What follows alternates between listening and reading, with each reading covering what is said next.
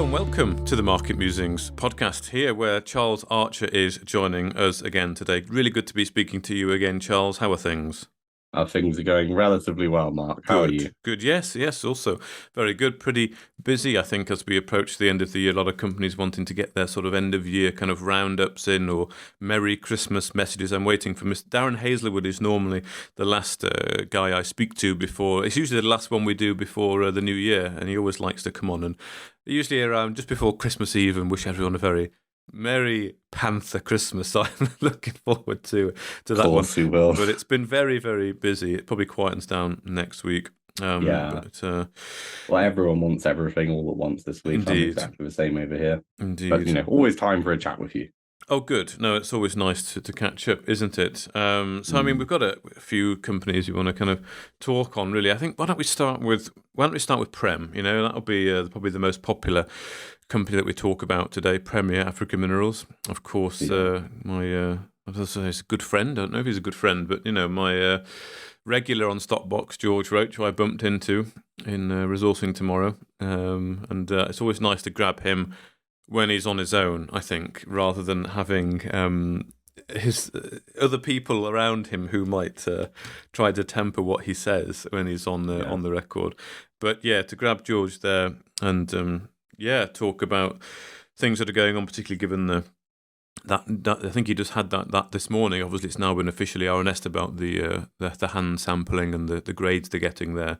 So there it is in black and white. It's real. It was real when he sort of showed me something on his phone that had come in that morning and mentioned it on the live stream. It's there and it's real. So we just have to wait now, don't we, until it's like this perennial sort of perpetual, tomorrow. Give me 2 more months sort of thing to get things going. But anyway, what are your thoughts on it? Well, I've been in and supporting Prem for years and years now. I was very, very disappointed when the minimum delivery of 1,000 tons wasn't made in November. I mean, everybody on site, George, contractors, everybody said it was going to happen, then it didn't. But I think you can only look forward towards the end of Q1. We've got this new ball mill coming in, which will be the final solution to all of the issues. Apparently, you've got those grades which are potentially world class, even if you do have hand sorting. And so my perspective is, if the ball mill is going to be there in early January and you're looking at an optimization period and you're starting production, hopefully kind of February, March time, yes, you're only a couple of months away. Perhaps all of the problems will be over with relatively shortly and everything will be fine. But having said that, you've had this, I think it was $2.5 million share raise, and you had more shares issued to pay Goddard, one of the contractors. Yeah. So George, I think, is out of headroom to issue more shares. Okay. He's got enough money to take Prem to production, assuming it happens by the end of Q1. And thereafter, if production doesn't happen, then you've got big problems. But then I think this is the thing with Prem. I mean, this is a mining company in Zimbabwe, which has obviously regulatory risk. It's not got a definitive feasibility study. It's not got a joint venture with a major. It's got an offtake agreement. So it's gone down a much riskier route in return for holding 100% control in the Zulu asset. Now, when you're George, and George is a bombastic character, to put it mildly, and he's saying yes, production is just 2 months away. I hope it will be. I really, really do, because I think you have this problem, which it's not a problem, but it's just a feature of the company, which is that you're either going to have the ball mill works, you have a plant at nameplate production, which is 4,000 tons a month, you get this correct grade of over kind of like 5.5% SC6, and then you're laughing. But if the ball mill doesn't work, then you don't get production. So it's either one or the other. One thing that I kind of find really interesting is Canmax's silence in all of this, which suggests supportiveness. The contract is for 1,000 tons per month, November, December, January, February, as far as I'm aware. So a part of me think, okay, so you make the first production in, say, February or March of 4,000 tons because the ball mill works, and then you can deliver those 4 months worth of spodumene, and then you're kind of like back on schedule with the schedule they decided. I look at the company. I think it's still one of my favorite AIM investments, if nothing else, because it's an enjoyable story It's to a watch great and to story, cover. isn't it? Yeah, Yeah. but like you're not this sort of thing doesn't happen. You either go down the definitive feasibility study route and then sell the asset to a major, um, which is very, very common, or you get a joint venture partnership like Atlantic Lithium has done, or with Piedmont, or Codal Minerals has done with Hainan. And then you give up a significant portion of the asset, but you have a lot more security. And what Prem has done is said, no, we don't want to do that. We're not going to do a definitive feasibility study. They've done thousands and thousands of meters of drilling, so they know the lithium is there. But they've got an offtake agreement instead. And essentially you're going down this higher risk route. I mean, I still think that CanMax is going to remain supportive because they want the spodumene, they need the lithium out of the ground. Well, that's what we keep hearing, isn't it, from George? Yeah. Well, it's yeah, so I mean the thing is, in that respect, nothing has changed. If you look at CanMax's current suppliers, you've got Pilbara Minerals, but then that contract ends in January 2025 because Pilbara is going to send its own spodumene to South Korea to its own lithium hydroxide processing plant. You look at AMG Lithium in South America, in Brazil, I believe. CanMax have an offtake agreement with them, but again, AMG are terminating that in January 25 to send it to Germany from South America, as far as I'm aware. There's a couple of other like minor suppliers and exploratory places, but actually, like the mine that they pinned their hopes on, CanMax, was the Monono deposit in the Democratic Republic of the Congo. And that was previously controlled by AVZ, but there's all sorts of legal wranglings. So you have the situation where, CanMax is a multi-billion-dollar company. They don't need Prem, but if they want spodumene, there's only so many high-quality sources in the world. So they're happy to wait, and they're also, as long as it's by January 2025, and God help us, let's hope it's way before that. But as long as they meet that deadline, then that's the one that CanMax actually worries about. Is that when they run out of supply from their existing suppliers? Yeah, that's when their supply from other suppliers starts to run dry and run out and run down. So at the moment it would just be extra, but from January they need it to replace their current suppliers. Now, one of the well, I think that's pretty much it. So I mean, there's not much more to say. I mean, you have this situation where the ball mill is going to go in. The CEO has run out of shares to issue for the moment. I suspect if he went back to shareholders and asked for permission to issue more shares, he would run into trouble. So you have this situation where the plant will either work or it won't work at the end of Q1. And it's the problem is that previously I've been very enthusiastic and very supportive because over the past few months everybody said it'll work. And now I think, in my own mind, it's you're on your last chance saloon, essentially. Which I would tell George in person if I were to see him. I mean, I sort of said something similar to him. I said at the show. I mean, we've heard this before, George. I don't want to be having the same conversation with you in a couple of months. I mean, we all don't want that, do we? No, nobody does. I think the problem is exactly the same thing, which is that you have a really tight deadline, which is achievable but really tight. So the ball mill arrives in, say, January, and you install it, and they're talking kind of late January, early February. But say it's the first week of February it's installed. An industry standard, you're looking at maybe 22 days to optimize. So, and obviously those are working days. So you're looking kind of like start of March, first, maybe second week of March before production starts. Now, if nothing goes wrong, you will then be able to make, say, 2,000 tons in those 2 weeks. I think this is a really key thing, which is that you're either going to get those 4,000 tons every month at the correct grade, or you're going to get 0 tons because it doesn't work. It's kind of like, I mean, in my mind, it's kind of like most people have a car, right? Either the car starts, it turns on, it drives, and it goes, or it doesn't. And so this is the thing. It's incredibly high risk, high reward. Where the share prices at the moment reflects that, because if you don't have reduction in Q1, I think you'll probably agree it would be a disaster. I think that would be the final straw for many loyal shareholders who've been in it for a long time. But if you do have production, then you could easily see the company, rise at least above 0.5p and probably much, much higher.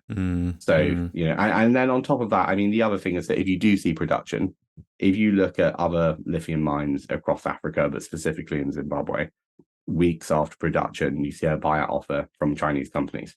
So that's the other, the carrot at a huge premium. You might see that somebody come in, whether it's Camac or someone else, come in and sweep it out with a buyout offer once the plant is working. And to understand this, there's billions and billions of dollars, there's $2 billion so far of investment going into Zimbabwe.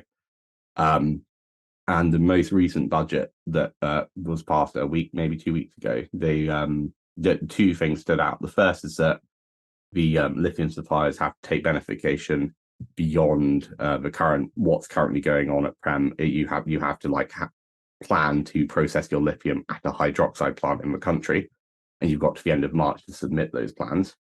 And then on top of that, it wasn't well reported, but there was a section in the budget where they would the government was talking about buying direct stakes. I saw that, in lithium companies. And they mentioned Zulu, country. Didn't they? They did mention Zulu, as a company that was producing spodumene concentrates. So I guess the argument is, what's going to happen there? Is Zimbabwe going to buy shares in Prem, either on the market or take new shares? I suspect if Zimbabwe, if George asked the shareholders, can we issue more shares to give to the government in exchange for money, they'd say yes. That's probably a different story. But in return, you've got to come up with some kind of hydroxide plan. And what kind of makes the most sense from that perspective is you have a central hydroxide processing plant in the middle of the country. And then everybody uses it. And then the way that Chinese works probably own as well, I guess. Yeah, exactly. And therefore, you won't want, you want to keep the Chinese on board. But then obviously the flip side of that is that the company that brought all the investment into the country was Prem, that's built all of, the housing and the education and all the jobs and all the training was Prem. And if you look at Zimbabwe and the way that it's, because the Chinese would rather not build hydroxide processing plants, they'd rather do it in their own country where they build the plants themselves. So Zimbabwe is pushing back against it a little bit.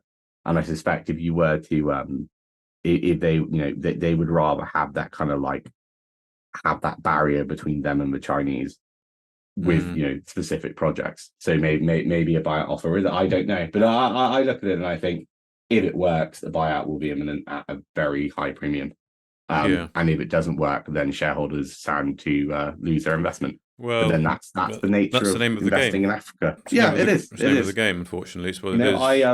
I mean, when the 5 African lithium companies that I invest in, and I've made this point many times. You've got Prem, you've got Kodal, which is not doing well at the moment, but such is life. Andrada, Marula, which did really well this year, and what's the last one? Atlantic Lithium, and again that's doing well at the moment too. So you want to be investing in kind of you're investing in the African lithium story rather than just any one company. And the other thing is, sorry. Well, I was just going to say, just budget for delays, because that's the name of the game. I mean, if you look at Kodal, they're saying they're going to have their plant up and running in 12 months' time. I really hope they do, and Bernard's a very good operator. But things come up out of the blue, and then there'll be delays. It's just the way it's going to be. So, what were you going to say? Sorry. No, I was going to talk. Some of the sort of just remaining risks that are left. I mean, of course, as far as I see it, and you probably better understand it more than me. You've got we've obviously seen the hand sorting giving very good grades, but obviously you can't hand sort 4,000 tons, per month. It's just not going to happen, is it? Well, but I mean, that sample would have been taken from, it'd be a high quality sample, wouldn't it? Taken probably from deep in the pegmatite body. And from what I saw when I was there, it is at surface. It's not far.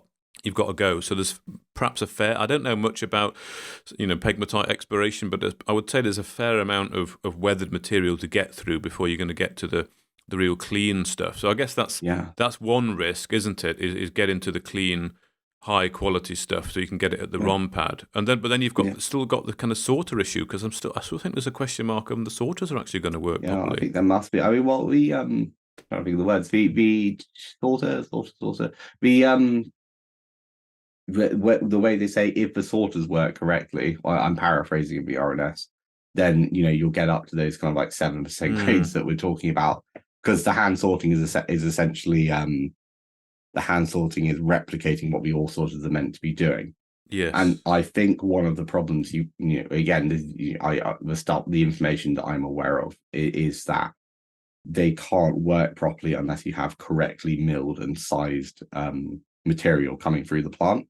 So it's either the case that the UV sorters aren't doing what they're meant to be doing, or they can't do what they're meant to be doing because the material they're trying to separate is not the correct size. And when you put the new ball mill in, the material will then be correct size, and then you can optimize it and you'll be fine. But you don't know which of those scenarios is which. And again, another risk factor. But this is Premier African Minerals. It's not legal in general. But didn't the ore sorting come before the mill? The ore sorting comes from the crush run, doesn't it? From memory, from being there. I think the ore sorters are getting rid of what's crushed, and the mill is then what's getting to the right size fraction. Is that right, or have I got that wrong? Is the sorting post mill as well? I was under the impression it was after, but I could be wrong. I didn't. I don't know. I think there's extra sort. I think the main sorting to get rid of the gang material happens before the mill. Is that because you've got the XRT? XRT, that's what I'm talking about. The XRT, and then you have the UV. Then you've got the UV. Okay. Yeah. So I think you have. Sorry. So yeah, you have the XRT sorters, and I think the XRT sorters there's no problem as far as I'm aware. And then it's the UV sorters afterwards that elevate it from that like 5.2% to like over 7%. Right. Is the idea in theory. Yeah, that's actually. And I think it's the UV sorters where they're having issues. Where they're having issues with. I've got to tell you what, it's a good question to ask Mr. Roach next time. Is which element of the sorting needs sorting out? Which element of the sorting? I would guess. I mean, the XRT sorters is very old not old. It's relatively old technology. It's proven. Yes. Proven. Yeah. I mean, you'd struggle for them not to work, right? If you I think they're using similar, if not the same kind of sorters at Marula at Blesberg. Yes, they are. They are using the same ones. Yeah. So you're not, it's not. It's not something that it could possibly go wrong. Really, it's very difficult to get. Whereas the UV laser sorters, it's the first operation of its kind. Yeah. Okay. So when it works, should it work, it will be very positive. But it's the sort of thing where it's trial and error to some degree, I think. Yeah, okay. Well, that's interesting. Okay, well, that's great. I mean, that's a nice little sort of catch-up on Prem. Got a couple of questions that I can ask George, which we will get an interview before the holiday. People are already chasing me for interview questions. I had Steve, Panama Hat Steve, over on Steve, BizTech guy. BizTech guy, he emailed me some questions he wants asking, a lot around sort of cash money situation. Some quite. I thought they were good questions. I think so. George probably can't answer a few of them. I think one of them literally was, what is the current cash position of the company? Well, I don't think any CEO's ever answered that question, but no, and they never will. They never will. They just can't answer it. But yeah, there's some good questions in there about who the institutional investors are. Whether George can disclose that, I don't know. It's quite technical. Well, not technical, but more detailed questions around really about money and share issues and who's been paid and what's left, that kind of thing. So I mean, my basic perspective, I think Steve and I probably would agree on this, which is that there's now, after this raise, enough money to get through to production, assuming starts yes, exactly, at this latest deadline. Yes. And if you don't meet this deadline, you then don't have shares to issue. And it will be, so you'll I mean, I've termed it before. I termed it in December end game, but I think Q1 really is end game for the company. And I mean that neutrally. It's not a negative or a positive. Yeah. Mm-hmm. It's a high risk, high reward investment. So you're either going to see a huge return or you're going to lose your money. And previously I was under the impression in November that we were going to see production and you'll have that huge return in November. And now that hasn't happened, and you've gone back to, okay, well, it's either is or isn't going to happen by the end of March. I mean, I quite like Steve. I quite like his videos.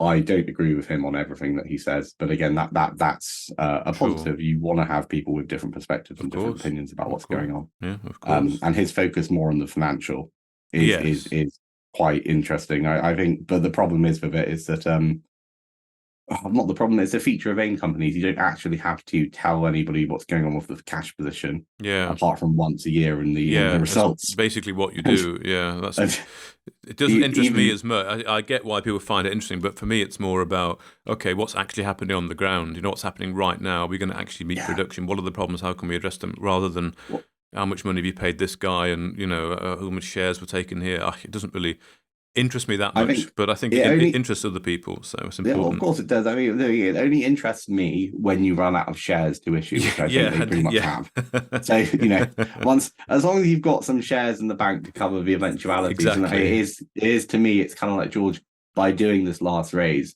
he's kind of he's throwing with dice essentially. He's going right. We've run out of shares, we run out of options. Can Maxar, they want their production. Yeah.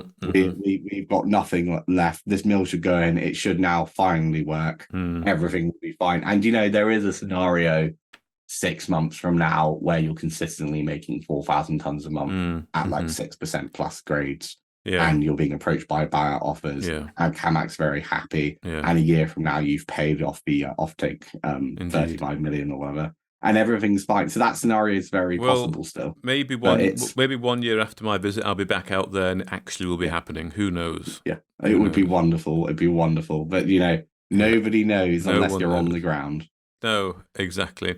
But anyway, that's enough on Prem for now. We can talk about that all day. Let's talk a little bit about Sovereign Metals, because they've been poking their head above the parapet recently, haven't they? They have. I don't think that's a company not many people know about, and yet a I lot of interviewed him people about should. over a year ago, I think. So quite a long time ago, old Sapan. No, Yeah. Sapan guy. Yeah, he's an interesting chap. I had a chat with him a week or two ago, and Okay. he knows his mining stuff. I mean, the key thing to understand with Sovereign is you have the Cassia rutile graphite deposit, which is based in Malawi, and it's the largest rutile deposit, so high quality titanium in the world, and the second highest graphite deposit in the world. You have an investment through Rio Tinto. They own 15% of the company with the option to go up to 19.99%. And the basic premise of it is that Sovereign is released its pre-feasibility study, and the numbers are just absolutely crazy. And they're going to do a little bit more technical work, and then the idea is that Rio Tinto is just going to buy out the asset / the company, Right. and which I think is going to happen within the next 12 months or so. And I mean, so what is it they've got then? What's their PF? Why is their PFS looking so good? What is it they've actually got that means Rio's going to take them out? So if you look at like the PFS numbers, give me 2 seconds. Joys of technology, hey. Sure. So its net present value is $1.6 billion. Right, 28% after tax internal rate of return. $450 million average annual EBITDA, $597 million capex to first production, and then really interestingly, the opex of the operating costs are only $404 a ton, with a 25-year life of mine. So the numbers are just astounding compared to the market capitalization. And I can't see. I looked into this in depth earlier this week, and I can't, or last week. I can't see any reason why it's why the share price is as low as it is, and I suspect it will rise really, really What's sharply. the market cap? Market cap, I think it was in Australian dollars, but it's low. It's 2 seconds. You're looking at so like 230 million Australian dollars, which is in GBP is what? Sorry. Yeah, so only £120 million market cap. Yeah. For a $1.6 billion net present value. And so I mean, in my mind, it's inevitable that it will get bought out. The problem that you have is it's not a problem, but it's ever more something that investors are aware about, especially in the small cap space. Is just the Lassonde curve. I mean, you're probably looking at a buyout in the next. It could come at any time, right? but investors are thinking, well, it might be a little while from now, so we'll stay away and then we'll pile in when we think the buyout's going to come. But it's Rio Tinto's involvement. Rio Tinto is the largest producer of titanium sponge in the world. It's a absolute major. It's not going to let this deposit get away from them. And yeah, I mean, I'm very bullish on the company now, but it's one of those where it's just flying under the radar. People haven't heard about it much. I think that's what it is. It's just under the radar. It's not that there's some risks here to consider. Well, I mean, obviously there are. I mean, it's not really a risk, but it's a factor to consider. Is that the deposit is based in Malawi, so you've got Mkango is the only other company I've covered there. Mining brings in 1% of the country's GDP. It's a very poor country. Yeah. The infrastructure isn't as good on any level. And then the other thing is personnel, I guess I would say. So if you go to Zimbabwe, for example, there's plenty of people who know what they're doing with mining, right? If you go to Zambia and you're looking for copper, it's the same. If you're in Malawi, where mining isn't such a big part, even though it's a key pillar of their economic growth strategy. They don't have the training either. But then again, the whole point is you've got a Rio Tinto as a major investor, and if they buy out, the majors have ways of making things happen. So it's a lot of it, I think, is just flying on the radar because it's based in Malawi. And if you look at the countries that are typically reported on in Africa when it comes to mining, you have Egypt for gold. So you can talk, and then you have Ghana, Zimbabwe, Zambia, and South Africa, and those are the countries that you tend to be talking about when you're talking about like small cap mining operations. And Malawi just flies under the radar. I mean, what do you think? Do you have any, like, what are your risk ideas? I don't know. I mean, I know very little about them. I know I'm talking to Sapan this week, so that's where I'll my fact finding out what the company is all about. But what you've just told me there looks, looks very compelling. I mean, perhaps, as you say, the risk of Malawi there is perhaps something to consider. But then, like you say, Rio Tinto, one of the world's biggest mining conglomerates, they're not going to, they have ways and means to do things. And, they're not going to do something that's overly risky, are they? And they're not going to get involved in a company that is a long way off. So they clearly feel, I mean, it's not without risk. They could pull out. I mean, we've had it before. Well, there's a council, like I say, a council. There's a group of three representatives from Rio Tinto and three representatives from Sovereign on like looking at how to develop the deposit together. So the relationship is very close. And if you look at like rutile and like how valuable it is in the titanium market, is 10 times more valuable than ilmenite, for example.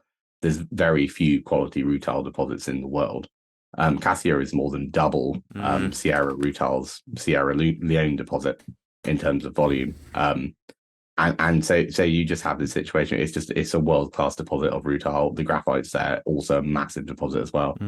I just can't see how this ends without a buyout in the relatively near future. And then it's just but if you're an investor, a long-term investor, then it's a no-brainer. And if you're trading, then you just need to find what you think is an attractive entry point. But maybe it's retail. Maybe it's not as exciting as copper gold. I don't know.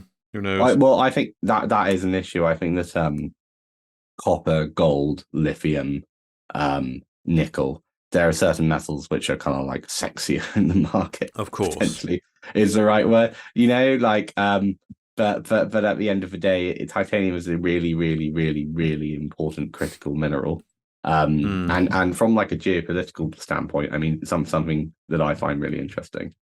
So if you want to like talk about the titanium market, it's kind of like the tungsten market, and many other critical minerals. China kind of has a bit of a stronghold over what's going on. But China's the largest producer in the world of titanium, 30% of global reserves in ilmenite ore. And I think, like with graphite and certain rare earth metals, China is going to impose an export ban on both titanium and tungsten relatively soon. Which would be good for this particular company. I mean, the tungsten export ban, which I think is happening soon, will be good for gold and metal resources as well when it comes. But when you look at China, titanium, you need it for missiles, for ships, for robotics, for car parts. It's pretty much irreplaceable in what it's done. and it's just it's not very good. So I mean, if you look US, I think it gets like 90% or just over of its domestic titanium from Japan. Mm. Japan can't increase its titanium production any further, and you obviously got those China Japan tensions as well going on. So yeah, I think it's very simple. I think it's just going to get bought out by Rio Tinto, and Rio will control it, and the US will buy the titanium from it. It's as simple as that. So potential, you say it's you're very bullish on the 120-ish million market cap. What are we talking there then? I think 5x from maybe now? 100 double, I would say, and Double. then Okay. so Okay. 240. I mean, me, it's the thing is that they've done a lot of the proving work. Maybe they'll sell it for more than that. But it depends obviously when the offer comes in, and also Mm. what if you say, right, we're going to offer you double what your market cap is, even if the deposit is probably worth a lot more, investors will probably vote yes anyway, because that's what investors are like. Very few people like to hold for gold. So Mm. yeah. Um, Okay. but yeah, I don't know. I think it's a really nice, really tidy, really lovely company, and it's flying under the radar, and I don't really know why. I think I don't know. I have no idea. I mean, you say you don't know much about it. Yeah, Very few exactly. people seem to. Maybe not. They've not been It's out flying the flag very no. much. So let's see. Okay. Well, that's maybe it's a. Would that be a pick for next year? If we're not talking about picks, but would you give it as a pick for next year? Maybe. Yeah, Okay. it's one of my top ones for next year, Great. purely because you've got since the definitive feasibility study was released, there's just a clock ticking on a buyout. So Okay. if you want something that's kind of de-risked to a much higher level because you've got that pre-feasibility study and you've got the Rio Tinto Mm. involvement, then yeah, go for it. Like typically I go for companies where you're looking at like a 10 times or a 20 times return from much higher risk. Mm. But if that's too much for you, then sovereign metals is probably it is a very good balance between risk and reward. Mm. Excellent. Okay. Good. Well, you mentioned Avacta before we went on air. What do you want? I mean, Avacta were very popular during the COVID era, wasn't it? Yeah, well, they were very popular in the COVID area, but COVID thankfully is hopefully gone and not coming back. I Yeah. mean, Well, this hopefully. morning about yeah, well, their flagship is AVA 6000, Mm. which is essentially is trying to deliver chemotherapy without side effects. And this morning they released the data sets for phase 1A. So we should warn before we get into anything too what's the word too positive, Sure. that it is still early days. But having said that, the RNS that comes out, regardless of the market reaction, it is pretty astounding. So If you and it's what to reduce the side effects of chemotherapy. of chemotherapy, well, yeah, or to eliminate them altogether. So So that's yeah, I know the hair loss, the being feeling unwell, that kind of the thing. feeling unwell, the everything, or lack of white blood, loss of white White blood blood cells. cells. Yeah. Okay. Yeah. Okay. So I mean, like a few things that like kind of stood out at me. They're dosing people with AVA 6000 in their kind of like late 60s, early 70s, Mm. where the current treatment, doxorubicin, they typically don't treat anyone over the age of 65 simply because it's so toxic. Okay. So yeah, so there's that one thing. Um, you've got massively improved safety and tolerability of the current standard for treatment. The clinical signs of anti-tumor activity, which for a phase 1 trial is very you're unlikely to see. You're not meant to see that. It's just to prove that it's safe to work with, but you're already seeing anti-tumor activity, and you're looking at the situation where for specific types of cancers, cure is a very strong word in cancer and gets thrown around a lot, but at least a huge stride forward. I mean, if you look at the CEO Alistair Smith, targeting potential therapies to the tumor is one of the holy grails of cancer drug development, and precision, which the platform AVA 6000 is modeled on, it essentially is working. It's very encouraging. But then having said it, it's again one of my top picks. It was one of my top picks for this year, but also for next year. Again, for the buyout opportunity possibility, because the majors are watching and they're Mm. waiting in the wings. And I think even though it's very early stage, it's so encouraging that Okay. it's very difficult to make the investment case against. Okay. Okay. And what phase were they in? Did you say in a minute? phase 1A. It's So 1A, yeah. when So it it's comes, the safety feat. It's the safety one, isn't it? yeah. Yeah. Okay. So I mean, the key thing to understand is that with phase 1 trials, they're about establishing safety and tolerability, Yeah. right? It's not about seeing any It kind of works. Yeah. whether it worked efficacy. Exactly. Mm. It's just, can we ethically treat patients with this drug, put it into a clinical trial? Yeah. So the fact that you're already seeing signs that it works, very encouraging signs. I mean, there was one 59-year-old patient, I'm off the top of my head, but his tumor has reduced by 65% and he's still going.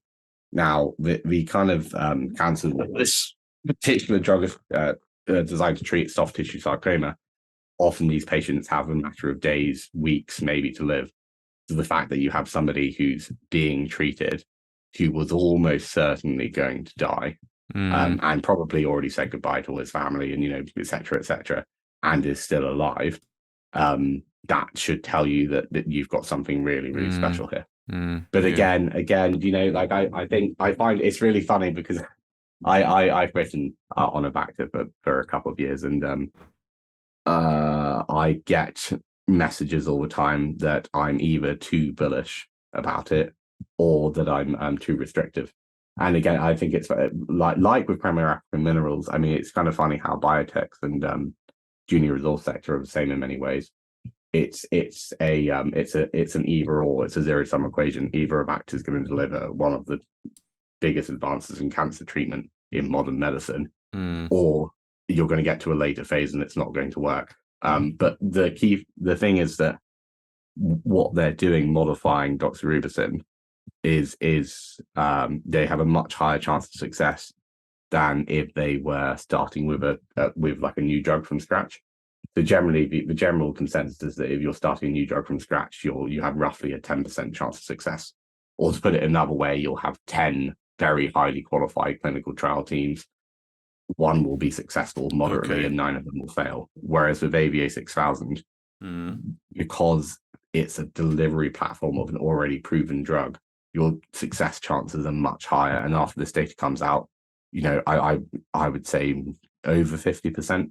I think the chance of success now, and given the share price and the potential buyout opportunity, is just it's lunacy. And but again, is it just the one they're focusing on, the one treatment?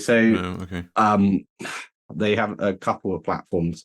But the platform to consider is precision, right? Which essentially allows you to target various chemotherapies at a tumor without affecting healthy tissues, and that's why you don't get like the side effects that you get with typical chemotherapy. So AVA 6000 is designed to treat soft tissue sarcoma, which is one type of cancer. But if AVA 6000 works, then it proves that the delivery system precision works, not just AVA 6000, and therefore in theory you'd be able to apply it to a whole range of different cancers. So you have a multi-billion-dollar opportunity. So if you're a major pharmaceutical company, you want to buy out the asset before it's completely proven, because if you don't, then the premium on it will be much higher than it is now. But again, it's again, I mean, this is the thing. I still try to warn people it's still early stage, and I've covered 11 now oncology clinical trial candidates where they got to phase 3, so like the very end of testing, and then the treatment, for whatever reason, even though it had very promising early results, didn't work. So I'm very, and like I'm very, very bullish on this company, and I think it's a great investment. But having said that, don't put all your eggs in one basket. Would be my advice. But then that's my advice in general. Yeah, well, it's like mining, isn't it? There is still that risk. You go through the different phases, but there is always that risk you get right to the end and something doesn't quite work out. Yeah, well, So I mean, well, in mining, obviously you have the scoping study, the pre-feasibility study, the definitive feasibility study, right? And even if you've got a measured, proven resource, with a really, really watertight definitive feasibility study, you don't ever 100% know what's going to happen until you actually start mining and putting material through a plant. Like it's even if you look at like a measured resource, right? So you have inferred, indicated, measured. A measured resource, you have a 90% chance that the deposit can be mined with economic feasibility, but there's still a 10% chance even if you build like a $300 million plant, that it won't work out. And it happens like not all the time, but it does happen. You build the plant, you put the stuff through, and for whatever reason, the geology is weird and it doesn't work out, even after you've drilled and drilled and drilled for years and years and years. So yeah, I mean, that's the same. When you're looking at like it doesn't matter whether you're in the life sciences or whether you're in junior resource. If you're at the small cap end of the market, you just got to accept you're in the riskier area. Yeah, exactly. Okay, all right then. And then they'll go. When are this phase 1 trials finishing? So phase 1A is over. Phase 1B will be relatively quick, I think, kind of middle of next year, and then you have phase 2. Yeah. Okay. Interestingly, phase 3, which is the much larger trial and takes a long time, will not be needed for AVA 6000 because you've already it's very unlikely to be needed because you're modifying a delivery platform for doxorubicin, which is already proven. So rather than having a phase 3 trial, would you probably start rolling it out and then you do a phase 4 trial, which people don't really know what those are, but generally the idea is you're just observing for any potential side effects in the future once the treatment has been rolled out, on the understanding that it's unlikely there will be, but you have to just double check. But I don't know. I with this particular drug, I go back to like the rather than like the investment case to like the personal case. There are people who have been dosed with AVA 6000 who, had they not been dosed with this drug, would no longer be alive. And not only that, their symptoms are improving, their cancer is improving. So if you can imagine, there's a few test sites, but if you can imagine being that patient who has been essentially told there's nothing more we can do for you, we've got this clinical trial, would you like to be part of it? You can improve cancer care for people in the future, and then your symptoms then not only suddenly you no longer have the awful symptoms associated with typical doxorubicin treatment, but on top of that your tumor starts shrinking and you start getting better. That's again, like Frank, it's a story worth following, if not for the investment, then definitely for the advance in science.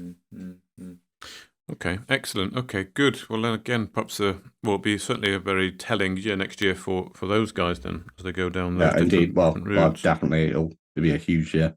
I mean, talking about different companies who might have an interesting 2024. I mean, ECR Minerals, of course, that's refreshed recently, isn't it, with the new board there coming in, Nick Tulloch, and of course the very well-known Mike Whitlow, aka Doc Holliday, who's now moved into that public role.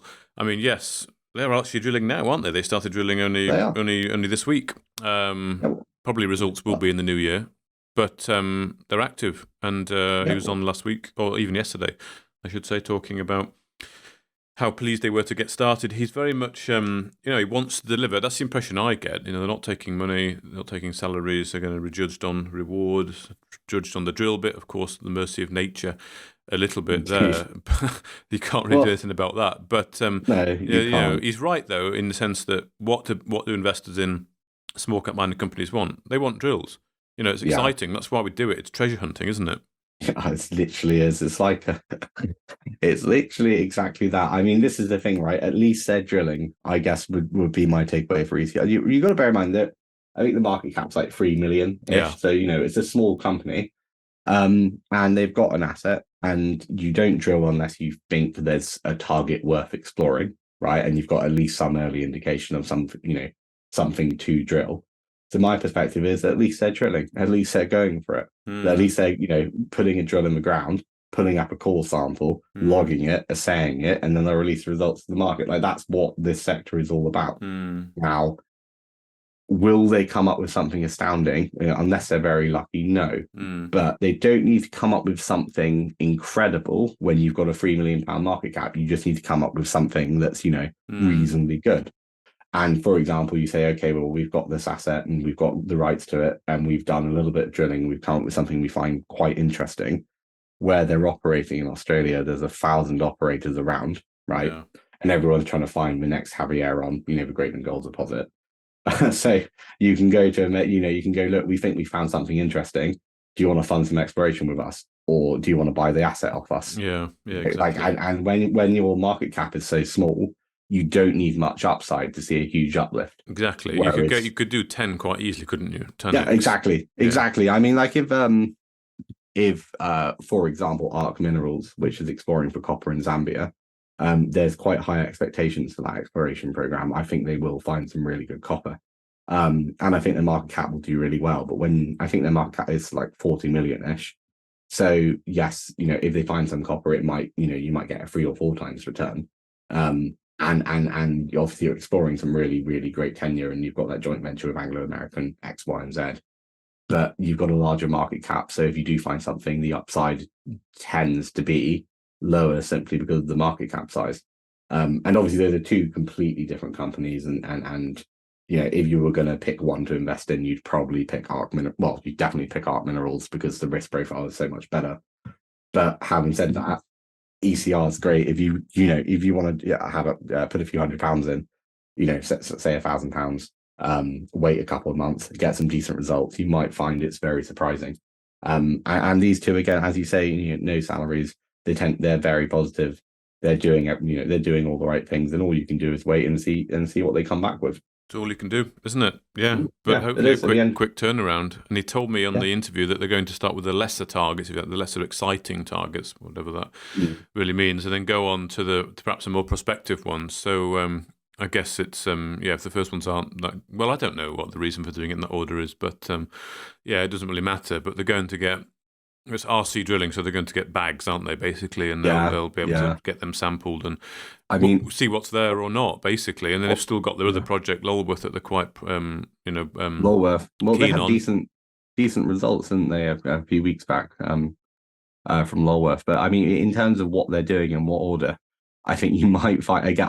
I have no idea, but I know this part of the world and know how the drilling works, and like you have a drill rig with like various teams like essentially going around the country. You might find that they're getting a drill rig from like an asset that's being drilled next door.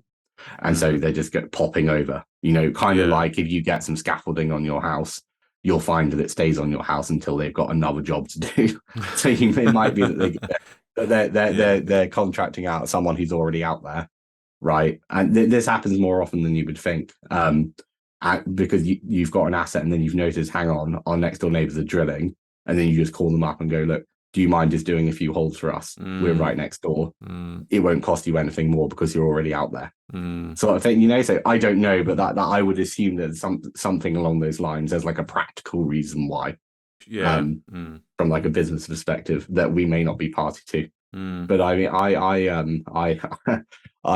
don't know. No, I can't say. But like, there's something similar going on in Zambia at the moment with a couple of the juniors. There's drilling going on at like the majors, and a couple of the juniors are just saying, once you're done, can you just come pop over, drill a few holes, and then and but obviously it makes sense. I think as investors, you tend to think as companies as like kind of obviously they are separate investment cases, but the people supplying like drilling activity to the juniors, there's only so many companies, and if they're going to be in one place already, they'd rather do multiple companies at the same time rather than just one, which obviously makes business sense. Exactly, yeah.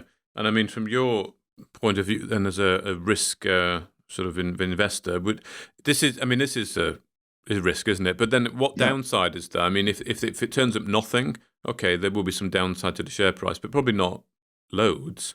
No, I mean, well, the thing is, at the end of the day, you'll it's what it's all about. You want to put a drill in the ground and see what comes up. And if it doesn't come back with anything, you're going to see some downside. But I would much, much rather have that downside and have them at least bloody try. Right? Exactly. Yeah, exactly. If you're invested in the company, what I don't want to see is, what we're going to do is we're going to take a large salary and issue shares to pay ourselves a bonus every year, and we're not going to drill anything, because your choices are really simple, especially when you're a microcap, which are either you drill and you find nothing, or you drill and you find something, or you do nothing. Those are the three choices. And occasionally the do nothing choice is a good choice when somebody is drilling next to you, or you think you've got a piece of land that someone might want to buy from you. But with ECR, their best choice is definitely to drill and see if they can find something. So I think it's the share price is like 20p ish. Is that right? I think yeah, it's something along those lines. So it's very cheap for the potential rewards, but you have to go in with your eyes open. Go, you're kind of at the mercy of the drill bit, which is just part and parcel of the game. Yeah, indeed. Well, it is, isn't it? Of course it is. Of course it is. Mm. Well, let's finish on power metals. Let's not cover the whole of power metals because there's so many projects there. But I mean, today it's quite poignant, which is Wednesday the 13th. They're up 15%, I can see, and it looks like it's based off of news uranium exploration update. Now, I haven't actually read the news completely, but I'm just going to have a quick read, see what... they've raised. Okay. Oh no, it's with UEE. It's with the IPO spin out. That's what it is. Yeah, the UEE. So their spin out. So they've raised approximately 421,000 through pre-IPO financing, through tethers. Actually, I'm surprised that's still around. But yeah, okay. So they've raised that, and the capital allows them to finance operations, including IPO advisory costs, corporate expenses of various project expenditures, no warrants included. Okay. Yeah. Right. Okay. So it's there's no actual exploration work said, but it's a big advancement. At least they've managed to get that money away, though, because as you said at the start, it's not easy to raise financing. Of course, FDR, a part of Power spin-off, is still kind of struggling to get that away.